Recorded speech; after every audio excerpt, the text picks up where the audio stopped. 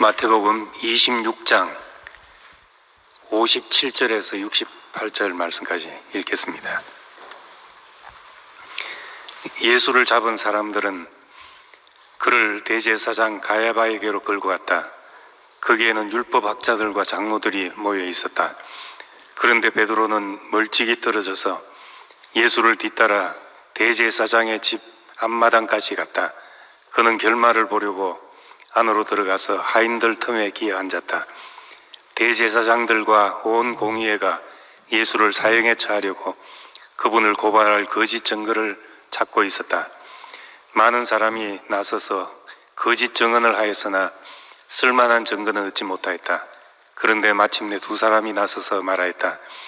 이 사람이 하나님의 성전을 허물고 사흘 만에 세울 수 있다고 하였습니다. 그러자 대제사장이 일어서서 예수께 말하였다. 이 사람들이 그대에게 불리하게 증언하는데도 아무 답변도 하지 않소. 그러나 예수께서는 잠자코 계셨다. 그래서 대제사장이 예수께 말하였다. 내가 살아계신 하나님을 걸고 그대에게 명령하니 우리에게 말해주시오.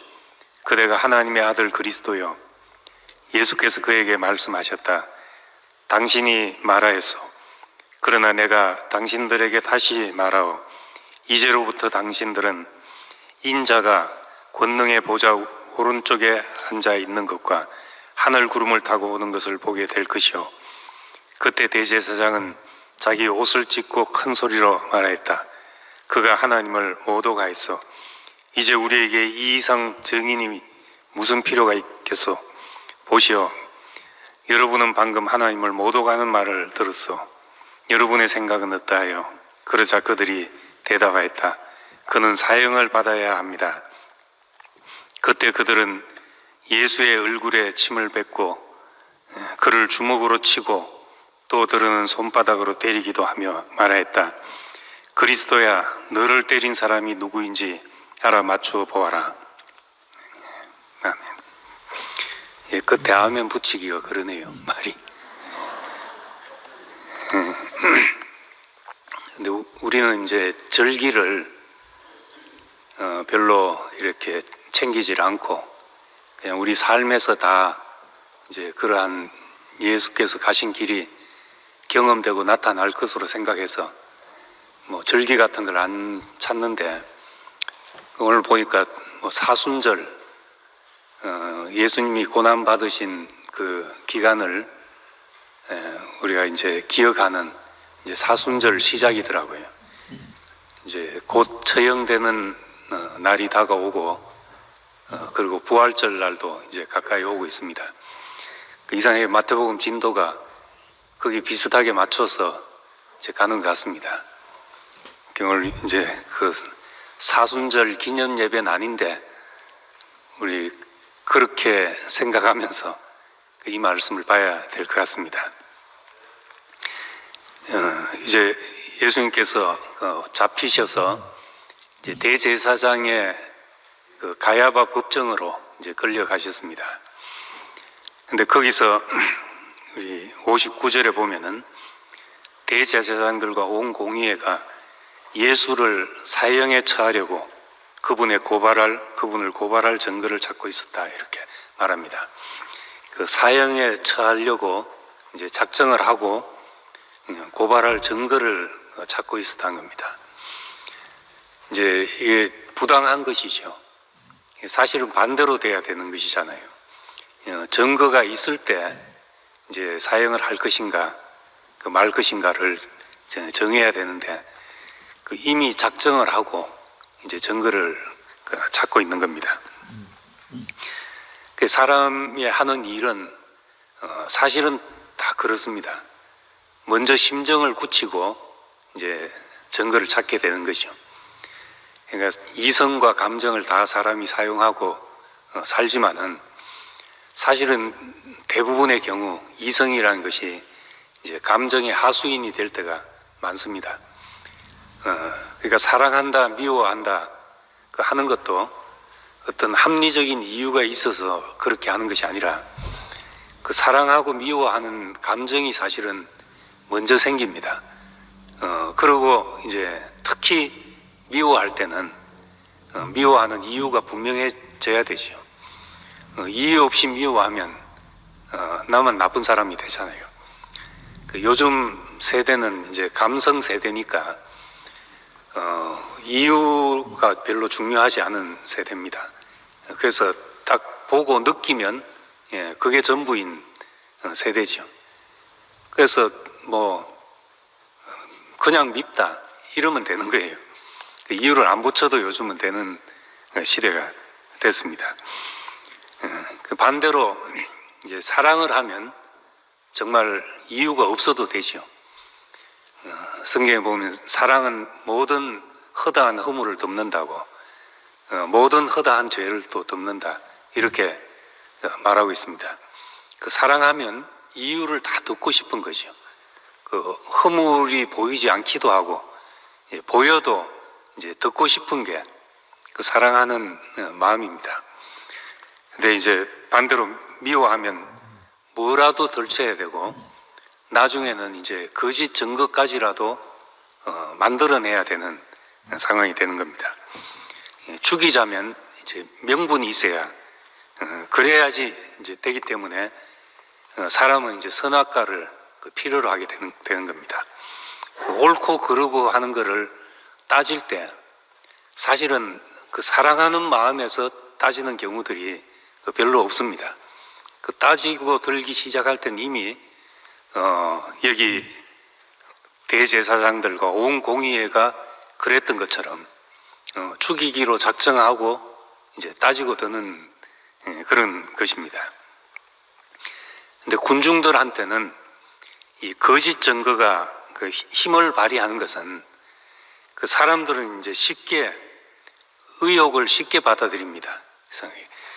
그래서 이 사람들은 뭔가 자기가 믿고 싶은 것을 믿고 이제 보고 싶은 것을 보는 것이죠.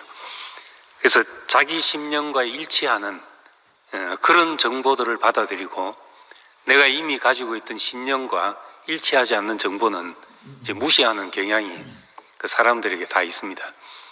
그래서 이제 유튜브를 보거나 신문을 보거나 하면은 정보가 다 편향적으로 수집이 되는 거죠. 그래서 이쪽 끝에 있는 사람들은 이쪽 끝에 있는 정보만 취하고 그것이 가짜 정보라 하더라도 자기한테는 유용하게 되는 겁니다. 쏙쏙 들어오게 되는 거죠. 반대도 마찬가지라는 겁니다.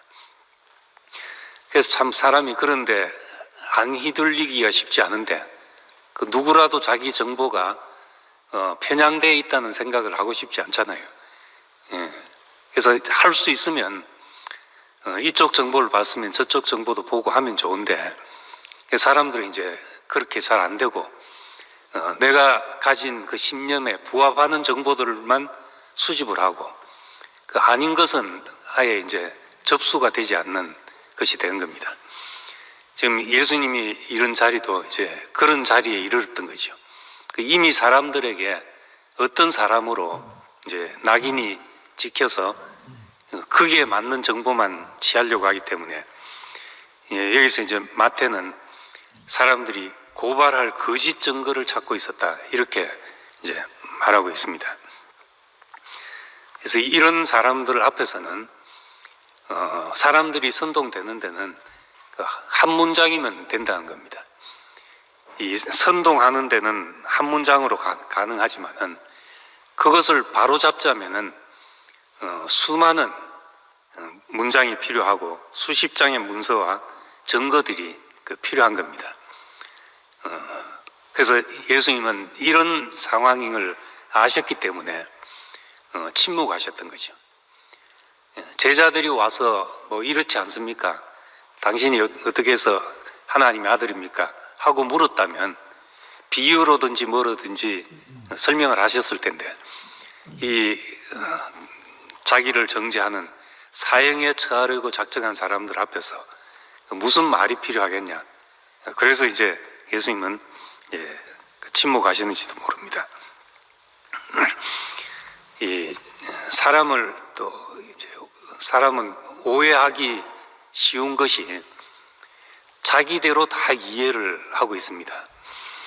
어떤 말이 의사 전달이 되는 과정은 누가 나한테 무슨 말을 하든지 다 내 이해를 거치게 돼 있습니다.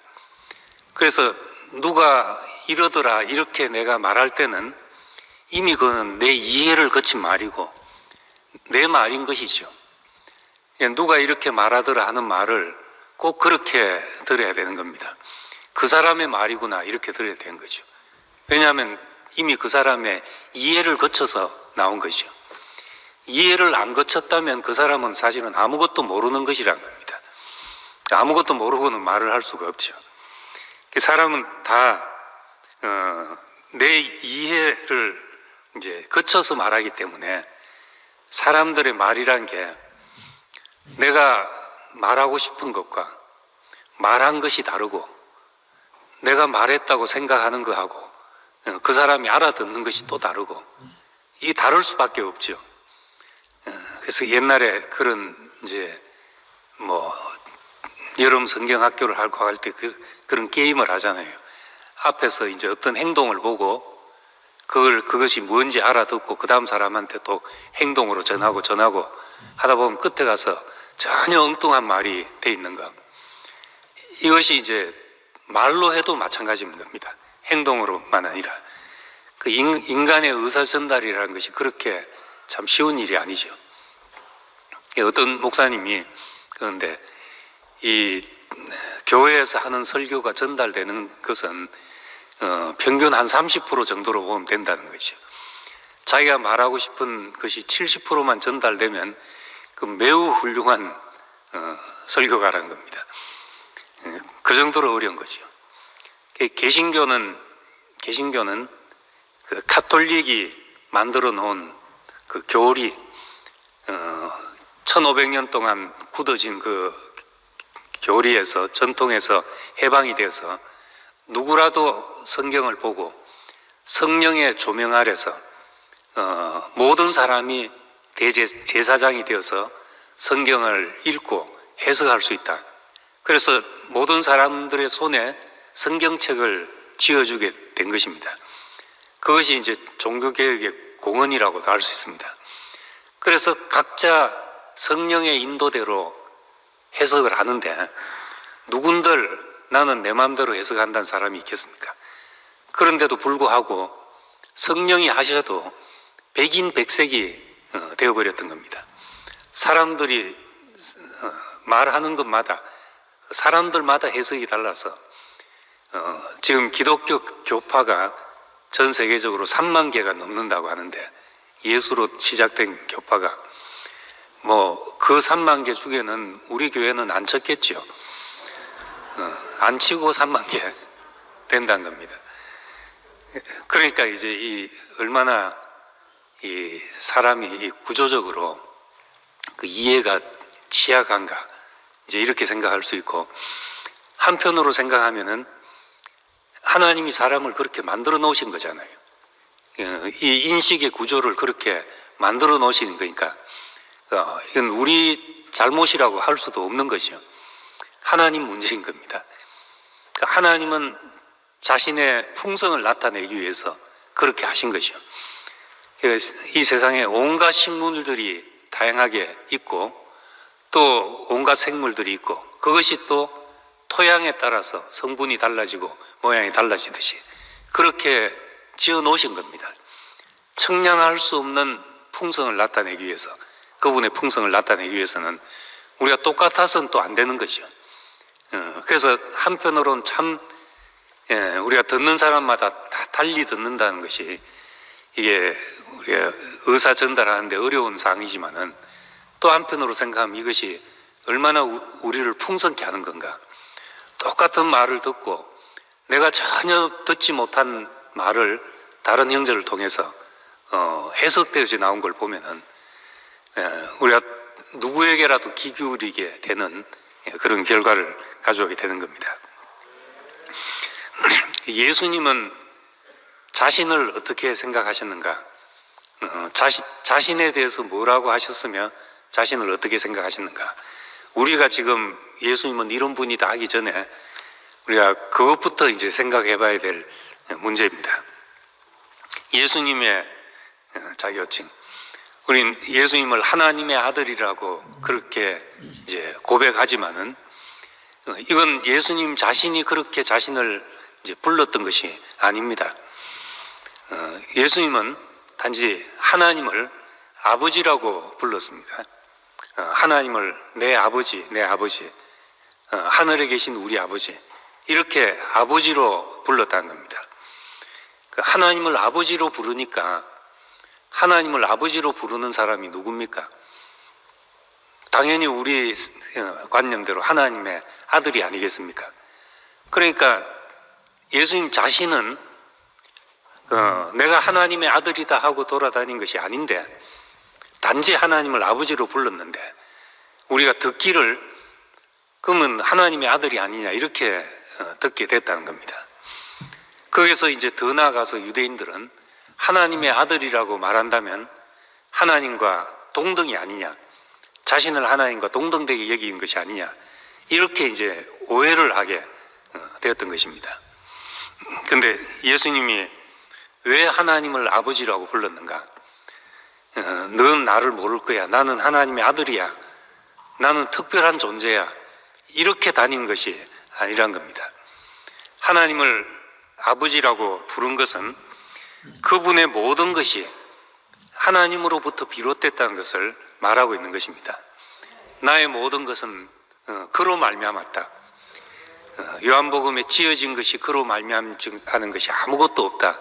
이것은 이제 요한이 예수를 두고 예수의 말씀을 두고 한 얘기지만은 예수님의 태도 또한 그런 태도였던 겁니다. 내 인생에 그로 말미암지 않은 것이 아무것도 없다. 하나님으로 말미암지 않은 것이 아무것도 없는 사람의 고백이 하나님을 아버지라고 불렀던 겁니다. 그래서 요한복음 5장 17절에 보면은 내 아버지께서 이제까지 일하시니 나도 일한다. 아버지가 일하시니 나도 일한다. 이렇게 말했던 겁니다. 내가 스스로 하는 것이 아니다 하는 것을 말하고 있습니다. 이 말은 지금 예수님이 일요일 날, 안식일 날 병자를 고치시는 일 때문에 이제 시비가 되어서 나온 말입니다. 왜 안식일 날 일하느냐? 안식일 날 아무것도 하지 말고 쉬라고 했는데 너는 왜 안식일을 범하느냐? 이렇게 말했을 때 예수님은 안식일 하나님이 쉬셨으니까 우리가 쉬어야 된다. 이것밖에 모르는 유대인들에게 내 아버지가 일하시니 나도 일한다. 이렇게 대답했던 겁니다. 안식일을 재해석한 것이죠. 안식일. 하나님이 쉬셨으니까 나도 쉰다. 여기서 더 나아가면 우리가 그 말은 하나님이 일하시니까 우리도 일하는 사람이 돼야 된다는 겁니다. 그래서 안식일 날 제사장들은 성전에서 봉사하고 일을 했던 겁니다. 촛불을 켜야 했고 그래야 했던 거죠. 제사장들은 당연히 하나님이 일하시니까 우리도 일한다. 그렇게 했어야 됐던 겁니다. 아버지께서 일하시니 나도 일한다. 그래, 이 말을 생각할 때 왜 안식일을 지키라 하셨는가? 하나님과 동행하기 위해서 처음 사람을 지었을 때 하나님이 그 코에 생기를 불어넣어서 살아있는 존재가 되게 하셨다. 산혼이 되게 하셨다. 그렇게 말씀했습니다. 코에 생기를 불어넣었으니까 인간은 하나님과 더불어 호흡하는 존재라는 겁니다. 하나님과 함께 호흡하는 존재. 그래, 광야에서 40년 동안 뭘 했는가? 구름 기둥이 뜨면 이스라엘이 움직이고 구름 기둥이 머무르면 이스라엘도 머물고 하나님과 함께 호흡하는 훈련을 했던 거죠. 마치 군인들이 운동장에서 제시 훈련 하듯이 가라 하면 가고 서라 하면 서고 하듯이 그렇게 40년 동안 하나님과 발맞추는 훈련을 했던 겁니다. 정말 하나님과 발맞추는 훈련이 된 사람 같으면은 내 아버지가 일하시니 나도 일한다. 아버지가 쉬시니 나도 쉰다. 그렇게 말한 사람이 되지 않았겠냐는 거죠. 이것이 아들이라면 이렇게 하는 것이 하나님의 아들이라면 왜 우리에게 안식일을 지키라고 하셨는가? 우리를 하나님의 아들들이 되게 하려고 안식일을 지키라고 하신 거죠. 아버지께서 지금까지 일하시니 나도 일한다. 그 사람이 되게 하시려고 우리를 당신의 안식 안으로 이제 부르셨다는 겁니다. 이 말을 유대인들은 이제 하나님을 자기의 친아버지라고 하여 자기를 하나님과 동등되이 여기려 한다, 이렇게 말했던 겁니다.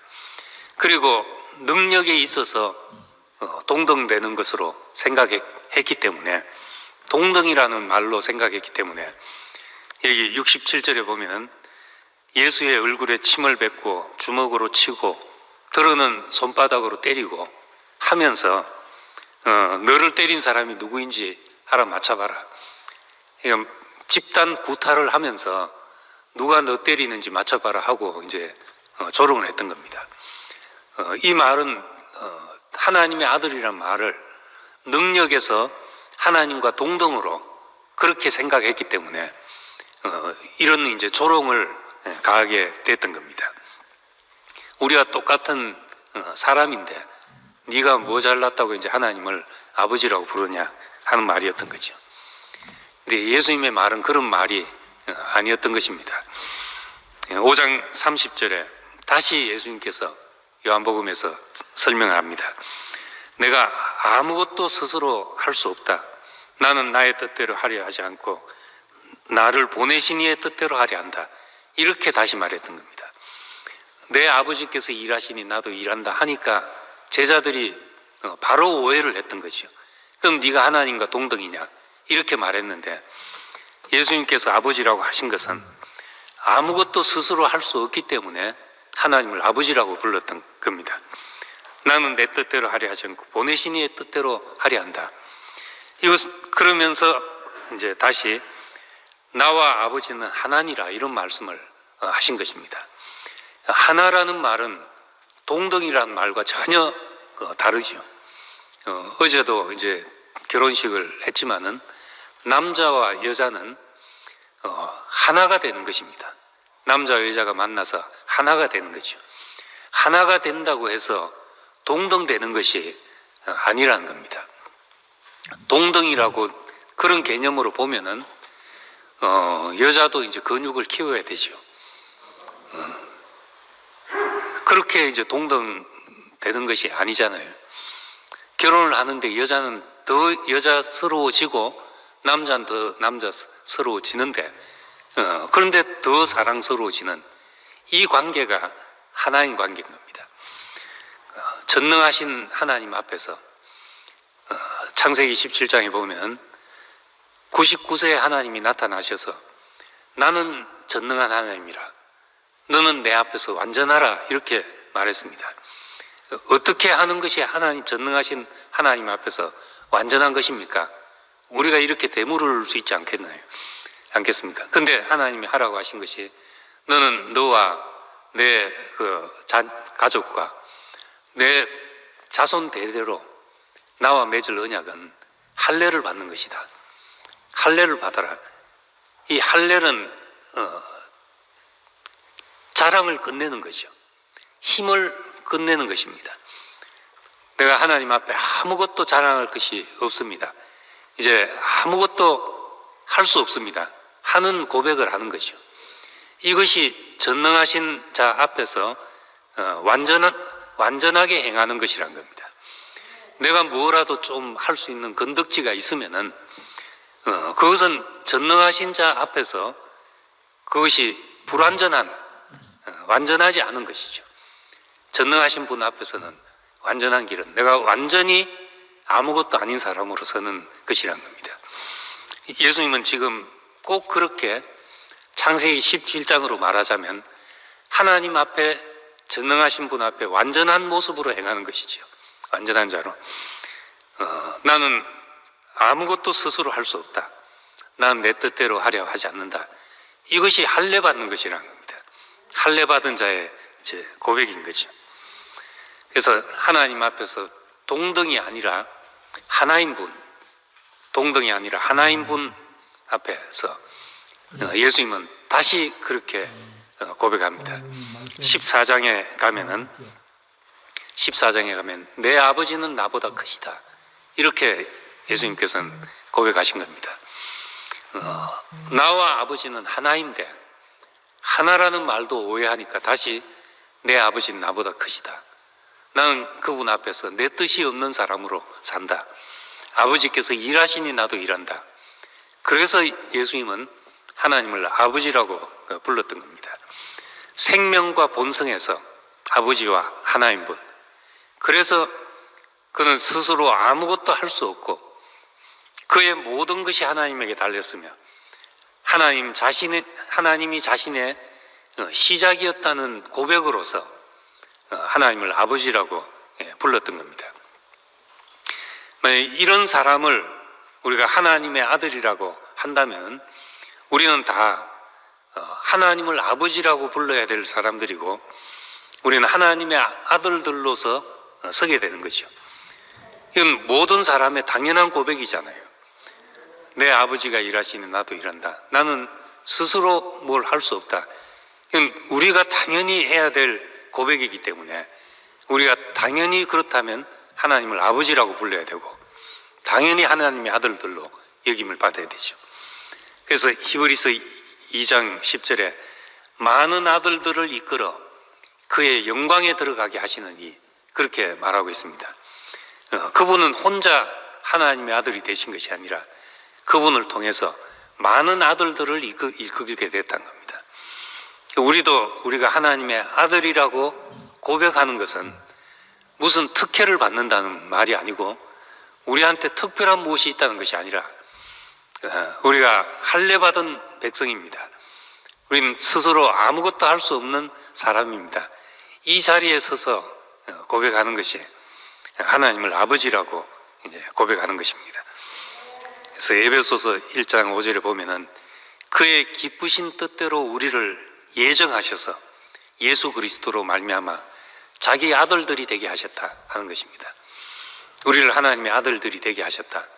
이걸 막연하게 생각하면 우리가 하나님의 특혜, 특별한 보살핌 이걸 받는 줄로 생각하고 특혜를 달라고 기도하고 그러잖아요.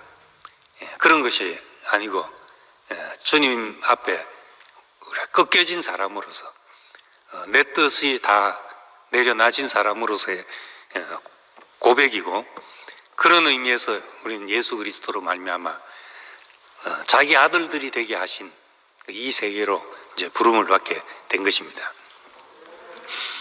그럼 예수님은 자신을 뭐라고 부르셨는가 한 겁니다. 예수님은 하나님을 아버지라고 불렀고 내가 하나님의 아들이다 하고 돌아다니신 것이 아니신데 자신을 부르신 것은 우리 복음서에 보면은 거의 인자라고 그렇게 불렀습니다. 인자라는 말은 인자하신 분이란 뜻이 아니라 사람의 아들이란 말의 한자말이죠. 그래서 이제 처음에 한자 성경을 토대로 우리 이제 한글 성경이 번역이 됐기 때문에 인자라고 그대로 번역했는데 새 번역을 번역할 때 이걸 쉽게 하자니까 사람의 아들로 번역을 했다가 교계 어르신들한테 야단을 맞았다는 거 아닙니까? 어떻게 예수님을 사람의 아들이라고 부르냐 하고 야단을 맞아가지고 새 번역에서 다시 인자로 수정을 했습니다. 원래는 이제 캐톨릭하고 같이 번역한 공동 번역에 인자라고 번역을 했다가 야단을 맞고 우리는 예수님을 사람의 아들이라고 번역한 그 성경을 쓸 수 없다 해가지고 공동 번역인데 이제 캐톨릭만 사용하게 됐고 새 번역을 다시 번역하게 됐습니다. 그래서 어르신들 말을 다 들어가지고 번역하느라고 인자를 그대로 두게 된 거죠. 그 사람의 아들이란 말입니다. 자신을 표현할 때 당신이 하나님의 아들 그리스도냐 이렇게 묻는 말에서도 인자는 이렇게 될 것이다 인자는 이럴 것이다. 사람의 아들로 대답을 했습니다. 마귀가 시험할 때도 네가 하나님의 아들이거든 이렇게 해보라, 하나님의 아들이면 이렇게 해보라 하는 말에서도 사람은 돌로 떡을 막는 것이 아니다, 사람은 하나님을 시험할 존재가 아니다, 이렇게 예수님께서 대답을 하셨던 겁니다. 자신은 사람으로 살고 있다는 것을, 항상 사람의 자리에서 사람으로서 마땅한 길을 말씀하신 것입니다. 근데 이제 이 성경에서 인자라는 말을 자세히 보면 두 가지 의미로 우리가 쓰여진 것을 봅니다. 첫째는 그냥 우리가 생각하는 사람인 거죠. 사람의 아들이라는 것은 그 유대인들 방식의 표현이고, 그 말은 사람이란 겁니다. 성경에 보면 누구 아들 이런 말이 잘 나오잖아요. 예, 그런 이제 관용적인 표현으로 사람을 사람의 아들이라고 표현을 했던 겁니다. 그래서 그 시편 8편에 보면은 사람이 무엇이길래 주께서 저를 생각하시며 인자가 무엇이길래 주께서 저를 돌보십니까? 이렇게 말합니다. 사람이 뭐길래 그렇게 하시며 사람의 아들이 뭐길래, 이건 다른 것이 아니라 같은 표현입니다. 그 유대인들은 말을 반복해서 하면서 반복해서 똑같은 표현을 쓰지 않고 다른 표현을 쓰고 하는 것이 유대인들의 표현 방식이었습니다.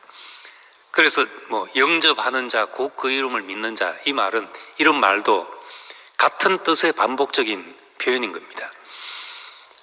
그래서 이 사람이 무엇이길래, 인자가 무엇이길래, 같은 말이죠. 사람이란 말입니다. 그리고 에스겔서에 보면은 하나님이 에스겔을 지칭하실 때 인자야, 네게 이것이 보이느냐, 인자야 가서 이렇게 해라, 하나님이 에스겔을 부르실 때 인자야 그렇게 불렀던 겁니다. 이것은 그냥 하나님 앞에서 약하고 깨지기 쉬운 한계를 가진, 우리가 보통 말하는 그 사람을 말하는 겁니다. 보통 사람과 동일시되는 겸허한 존재로서 그렇게 이제 불렀던 거죠. 예수님은 자신을 특별하게 부른 것이 아니라 그냥 사람이라고 불렀던 겁니다. 사람. 근데 오늘 말씀에 보면은, 오늘 말씀에 64절에 대제사장이 말을 안 하고 대답을 안 하고 잠잠히 있으니까 이제는 권위를 실어서 내가 살아계신 하나님을 걸고 그대에게 명령한다. 그러니까 대답하라. 네가 하나님의 아들 그리스도냐? 이렇게 이제 물었던 겁니다. 그러니까 예수님께서 대답하기를 그건 네가 그렇게 말한 것이다. 이렇게 말한 것이죠. 당신이 말하였어. 그 말은 내가 한 말이 아니라 당신이 지금 그렇게 말하고 있는 것이다. 그것은 당신의 말입니다. 그런데 한 가지 말할 것은 인자가 권능의 보좌 오른쪽에 앉아 있는 것과 하늘 구름을 타고 오게 되는 것을 볼 것이다. 이렇게 말했습니다. 이건 대단히 특별한 이야기를 하고 있잖아요. 근데 대단한 특별한 이야기라기보다 성경에 있는 말입니다. 다니엘서 7장에 있는 말을 그대로 인용한 것이죠. 다니엘서 7장에 보면은 인자 같은 이가 하늘 구름을 타고 와서 옛적부터 항상 계신 이에게 나아가 그 앞으로 인도되매, 이렇게 말했습니다. 이 말과 예수님께서 지금 하신 인자가 권능의 보좌 오른쪽에 앉아 있는 것과 하늘 구름을 타고 오게 된 것을 볼 것이다. 이 같은 말이잖아요. 다니엘이 말한 그것을 내가 보게 될 것입니다. 당신 보게 될 것입니다. 이 말씀을 하고 있는 것입니다. 이것은 이제 유대인들이 기다렸던 메시아 상인 겁니다. 인자라고 말한 것은 그 앞에 나오는 공과 사자와 표범과 이런 짐승들에 반해서 지금까지 이 세상에 나왔던 왕들은 이런 짐승 같은 왕들이었다는 겁니다. 그런데 하나님의 메시아, 하나님이 보내서 오시는 그 메시아는 그 짐승 같은 힘을 가진 존재가 아니라 인자 같은 이다. 사람 같은 사람이다. 사람 같은 존재다. 그리고 그 사람에게서 구름을 타고 와서 옛적부터 항상 계신 이에게 나아가 그 앞으로 인도되며, 그러니까 하나님이 계신 보좌 앞으로 인도된다 하는 말이잖아요. 이 구름을 타고 온다는 말도 성경 해석한 사람들이 다 제각각이기 때문에 많은 해석이 있지만은 간단하게는 하나님의 영광과 임재를 상징하는 것입니다. 구름 기둥과 불 기둥, 그것은 하나님의 임재를 상징하는 것이죠. 하나님의 임재를 상징하는. 그러니까 인자에게서, 사람에게서 하나님의 임재와 영광과 그리고 하나님의 통치가 나타나는 것을 네가 볼 것이다 하는 것입니다. 그런데 이것을 보는 것이 하나님이 사람을 지으신 궁극적인 목적인 거죠. 예수님만 특별하게 우리가 이렇게 구름을 타고 와서 보좌 우편에 앉게 될 것이다, 이렇게 이해하면 우리가 문자적으로 이해하는 것인데, 하나님의 창조의 목적, 사람을 지으신 목적이 사람을 하나님 앞으로 인도해서 당신 앞에 살게 하셔서 우리에게서 하나님의 영광과 존귀가 나타나는 사람으로, 하나님의 형상이 드러난 사람으로 우리를 지으신 것이잖아요. 그러니까 우리가 참 사람이라면은 우리가 구름을 타고 와야 되는 거죠, 말하자면. 우리 형제들이 간증을 할 때, 자기 인생을 들어서 간증을 할 때, 우리 수요일 날 또 준영 형제가 간증을 했는데, 어떻게 저런 형제한테서 저런 말씀이 나오고 저런 아름다운 소리가 나오냐, 우리 이렇게 듣잖아요. 우린 육신으로는 도저히 그렇게 안 보이는데 이면의 사람이 다른 사람을 보이는 거죠. 이것을 다른 말로 하면은 인생이 구름을 타고 오는 것을 보는 것입니다. 하나님의 영광이 그 사람을 덮은 것을 보는 거죠. 우리는 어떤 형제라도, 누구의 간증이라도, 누구의 말씀이라도 우리가 들어보면은 사람 육체대로 알 수가 없잖아요, 그 사람을. 바울이 말한 대로 전에는 우리가 예수도 육체대로 알았다. 누구의 아들이고 부모는 누구고 어디 출신이고 우리가 다 아는데 그렇게 육체대로 알았던 겁니다. 그런데 이제는 육체대로 알지 않는다. 우리도 우리 자신을 이제는 더 이상 육체대로 알지 않는다. 그러면서 그리스도 안에 있으면 새로운 피조물이라, 이전 것은 지나갔으니 보라 새 것이 되었다, 이렇게 말한 겁니다. 그럼 우리가 전혀 다른 사람을 보는 거죠.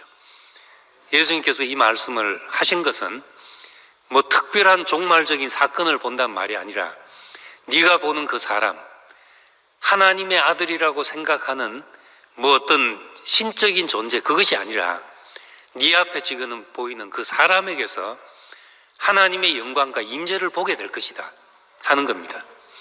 그것이 우리의 구원되는 사건이라는 겁니다.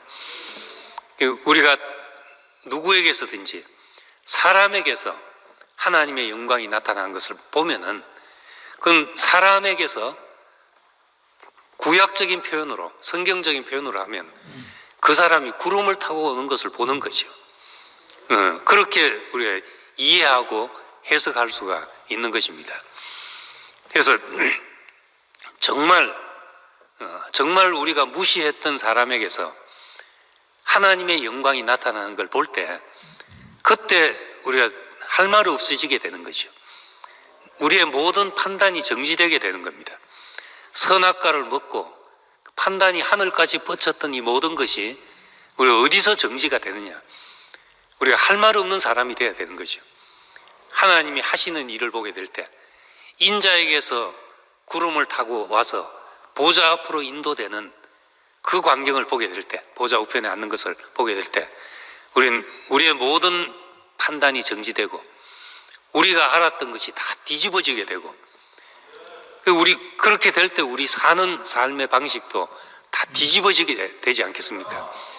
내가 전에 귀하다고 생각했던 것이 배설물처럼 여겨지고, 전에 내가 무시했던 거기서 영광이 나온 걸 볼 때, 쓰레기통에 다 버렸다가 다시 돈다발을 버렸구나 하고 쓰레기통을 뒤지듯이, 우리가 버렸던 거기서, 흙이라고 무시했던 거기서 우리는 다시 하나님의 영광을 찾는 사람이 될 것이란 겁니다.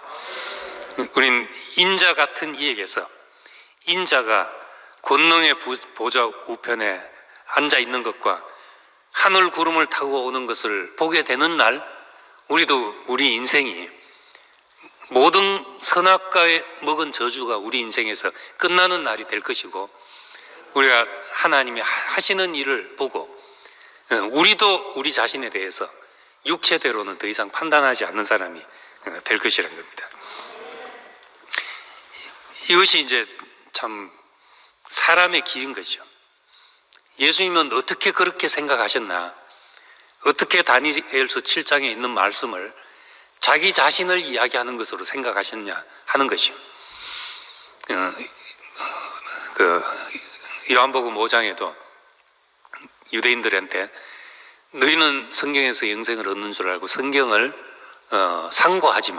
생각하지만 이 성경이 내게 대하여 증거하는 것이다. 너희는 열심히 율법을 지키려고 노력하지만은 이 말씀은 나를 증거하는 것이다. 이게 아들의 고백이라는 겁니다. 지키려고 노력하는 것은 종의 길이라면 이 아버지의 말이 다 내 얘기다, 이렇게 들리는 것이 아들의 고백인 겁니다. 예수님은 이 말씀 속에서 자기 자신이 발견이 됐기 때문에 앞에서도 말한 것처럼 인자는 자신에 대해 기록된 대로 간다, 이렇게 말했던 겁니다. 인자는 자신에 대해서 기록된 대로 가다. 하나님이 정하신 길, 그 길을 가는 사람이 참 사람인 겁니다. 우리에게 정하신 길이 가지는 사람, 이 사람이 참 사람인 거죠. 우리도 이 사람이 자기에 대해서 기록된 대로 간다, 이게 사람의 길이고 사실은 모든 사람이 다 해야 될 말인 겁니다. 하나님의 말씀에 기록된 대로 내 인생이 이제 가는 것이다. 하나님이 내게 정하신 길을 갈 뿐이다. 이게 우리의 고백인 겁니다. 우린 내가 원하는 길을 가고자 했기 때문에 정하신 길을 가는 이 사람을 우리가 잃어버렸던 거죠. 예수님을 봤을 때 이것은 잃었던 우리 자신이었던 겁니다.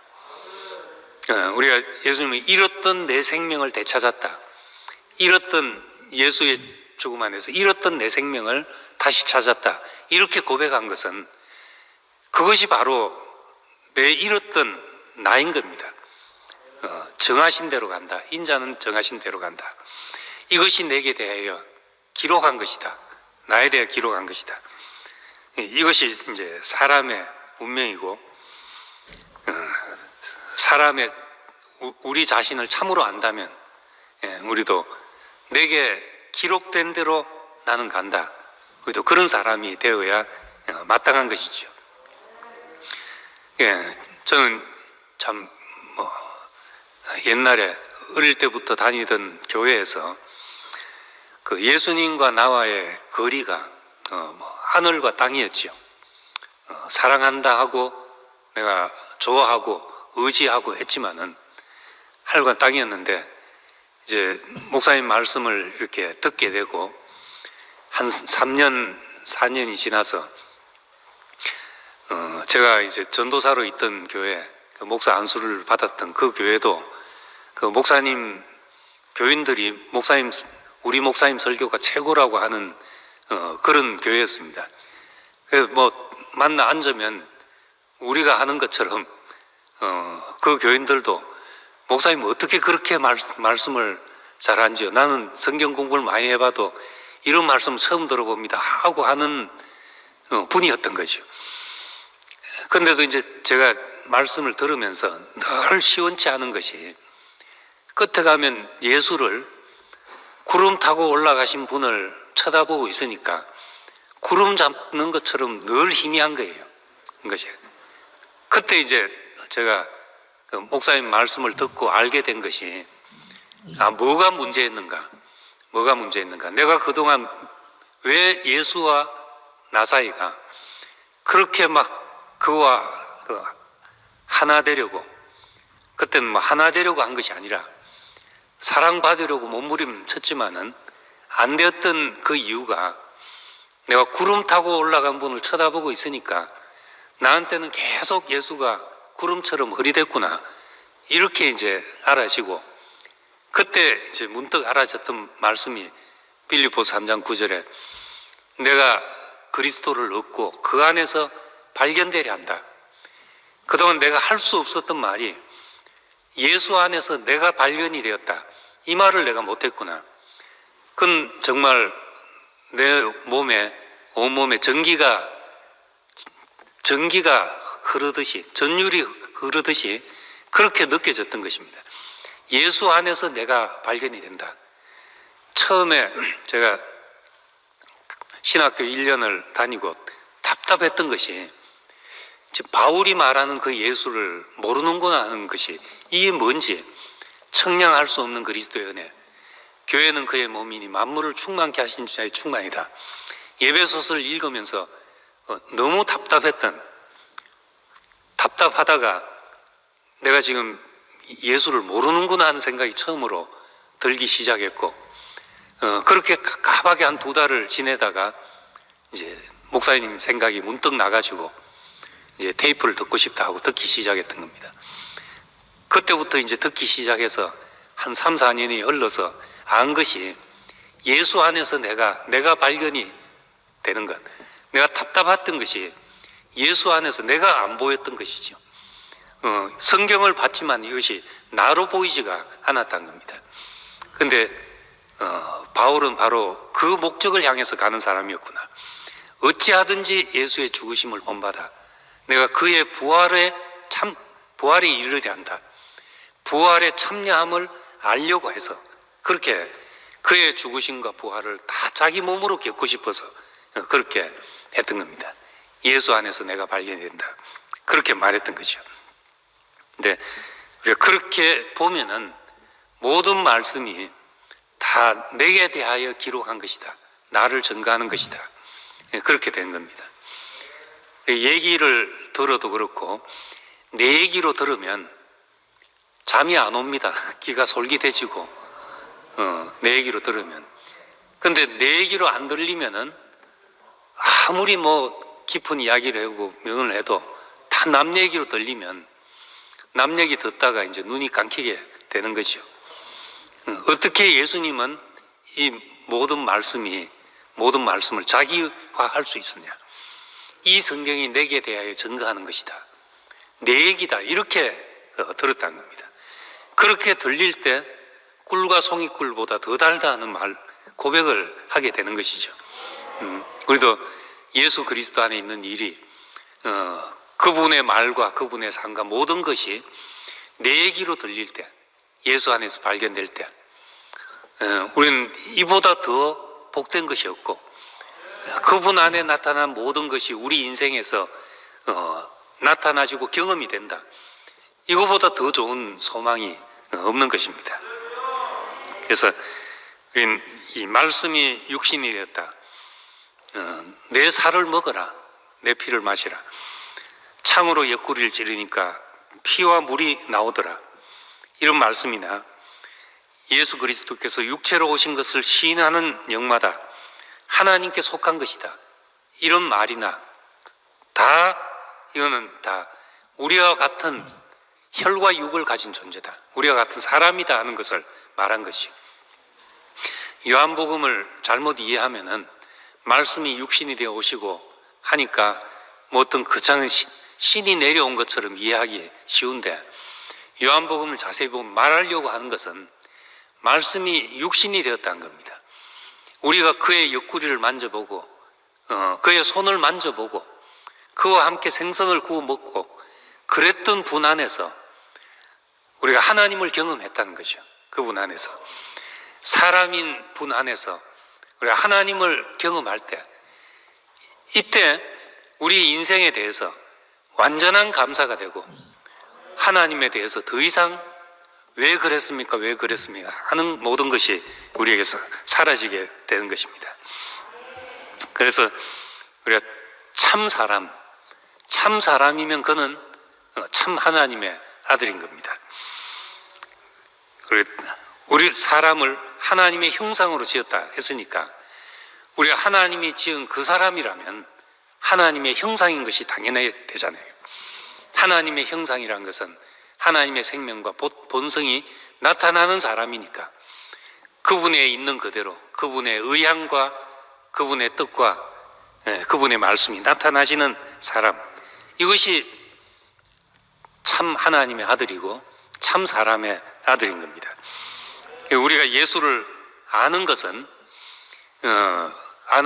우린 지금 하나님의 아들이 우리와 같은 사람이란 걸 이해하려고 하니까 어려운데 사실은 반대로 안 것이죠.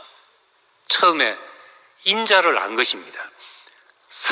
우리와 같은 사람을 알았는데 그 사람을 보니까 하나님을 아버지라고 부르는 사람이고 하나님이 하라고 하시는 일을 하는 사람이고 자기 뜻대로 아무것도 할 수 없는 사람으로서 하나님의 의향과 모든 것이 그대로 나타나신 사람, 이 사람을 우리가 하나님의 아들이라고 불렀고 하나님이라고까지 고백하게 되었던 겁니다. 이렇게 아는 것이 참으로 예수 그리스도를 아는 것이요. 이것이 하나님의 기름 부음입니다. 우리도 우리의 형상과 우리의 모양대로 사람을 만들자. 이것이 우리에 대한 기름 부음인 거죠. 우리는 다 그 기름 부음을 받은 사람이고 그런 의미에서 우리는 그리스도 안으로 부름을 받았다는 겁니다. 우리가 이걸 알 때 사람임을 감사하게 되고 사람이란 것을 가장 큰 축복으로 여기게 되고 사람으로 지으신 하나님을 찬송하게 되는 겁니다. 땅에서 육체를 가지고 살아가는 이 사람이 불편하기도 하고 아프기도 하고 괴롭기도 하고 그 희노애락을 다 겪지만은 그러나 이 사람에게 하나님의 형상이 위임되었다. 우리 하나님의 아들들이 되게 해서 육체대로는 우리가 그렇고 그런 사람이지만은 우리가 육체대로 알지 않고 영 안에서 우리를 보니까 우리는 신성의 충만이 다 육체로 가는 사람이란 걸 알게 되는 거죠. 이것이 가장 완전하게 드러난 자리가 십자가의 자리인 겁니다. 십자가에 못 박힌 사람에게서 완전한 피조물이 우리에게 보여졌는데 거기서 완전한 하나님의 아들이 하나님이 가장 분명하게 보여진 자리가 된 겁니다. 그래서 십자가는 하나님이 우리에게 오신 자리고 우리가 하나님에게 간 자리인 겁니다. 이 비밀이 그리스도인 거죠. 우리는 이 비밀을 맡은 사람인 겁니다. 그냥 사람이다가 아니라 이 비밀을 맡은 사람이고 그리스도의 증거가 되는 증거물이 되는 그런 사람으로 부름을 받은 것입니다. 그래서 우리가 예수님이 이 인자라고 말씀하신 것을 알고 그분이 하나님을 아버지라고 부른 것을 안다면 우리도 이 사람의 자리에서 하나님을 아버지로 부르고 하나님의 임재를 경험하고 우리도 구름으로 뒤덮은 사람, 하나님의 영광이 덮은 사람을 우리가 날마다 경험하고 살게 될 것입니다. 이런 자리로 부르신 주님께 감사드립니다. 기도하겠습니다. 아버지 하나님, 참 사람의 아들로 우리 곁에 계셔서 사셔서 사람의 아들이지만은 우리가 버렸던 잃어버렸던 그 사람으로서 하나님의 임재가 나타난 사람, 하나님이 동행하셔서 그의 영광으로 덮은 사람을 보게 하신 것을 감사드립니다. 이것 또한 우리 이야기가 되게 하신 것을 감사드립니다. 인자는 기록된 대로 간다 하는 것처럼 그도 하나님의 말씀에 기록된 모든 것이 우리에 대한 증거가 되게 하시고 우리 이야기로 듣게 하시고 예수 안에서 우리 인생이 발견이 돼서 그의 삶에 일어난 모든 것이 우리에게도 경험되어진 사람이 되기를 원합니다. 이 사람의 축복 안에 살게 하신 것을 감사드립니다. 예수님 이름으로 기도드립니다. 아멘.